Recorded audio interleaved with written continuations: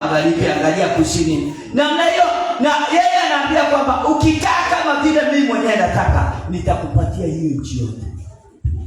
Atakonga kila kabila. Atakuwa kwamba yeye ni ushindi wa washindi. Lakini shida kubwa ile tuko nayo ni moja.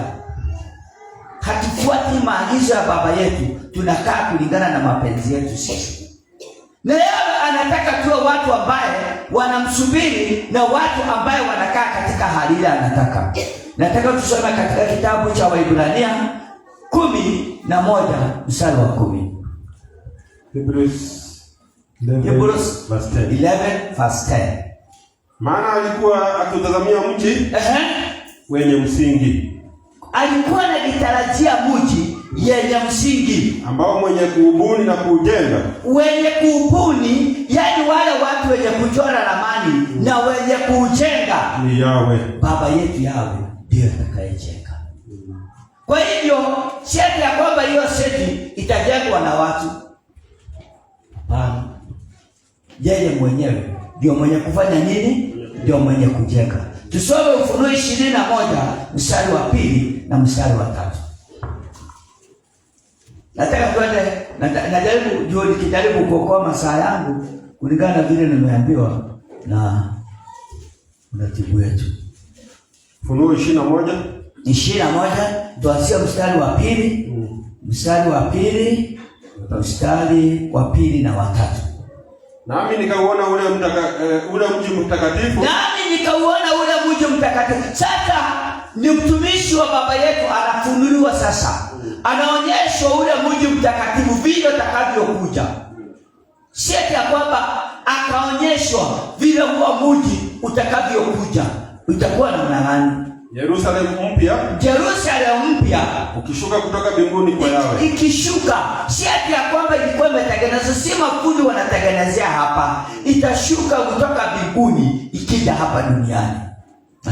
Imewekwa tayari kama bibi harusi. Imewekwa tayari kama bibi harusi. Mpaka hata saa hii imewekwa tayari. Aliyekwisha kupambwa na mumewe. Yes. Ukasikia sauti kubwa kutoka katika kile kiti cha enzi.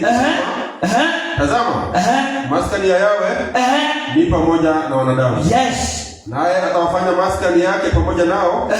Nao watakuwa watu wake. Naye Yawe mwenyewe atakuwa pamoja nao. Yes.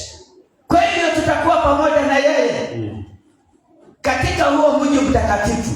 Na hiyo mji si mafundi hapa Kenya watajenga, si wa Amerika, si wa wapi. Ni mji umetoka juu, unakuja unaanguka katika mlima Sayuni. Hapo ndio atatengeneza kiwanja kile ambaye hiyo mji utakuja kukalia. Baba yetu apesi. Twende katika Ufunuo 21 mstari wa 16. Revelation 21 verse 16. Na ule mji ni wa mraba na marefu yake.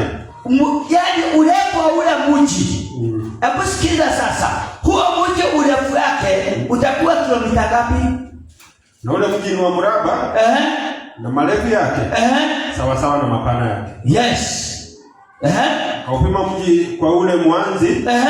Ulikuwa kama maili 1500. Maili, yani maili 1500 kuanzia hapa itawezaenda mpaka wapi? Ulikuwa kama maili 1500. Marefu yake na mapana yake ya kwenda. Marefu yake na mapana yake. Na kwenda juu kwake ni sawa sawa. Na kwenda juu kwake ni sawa sawa. Kwa hiyo sika mji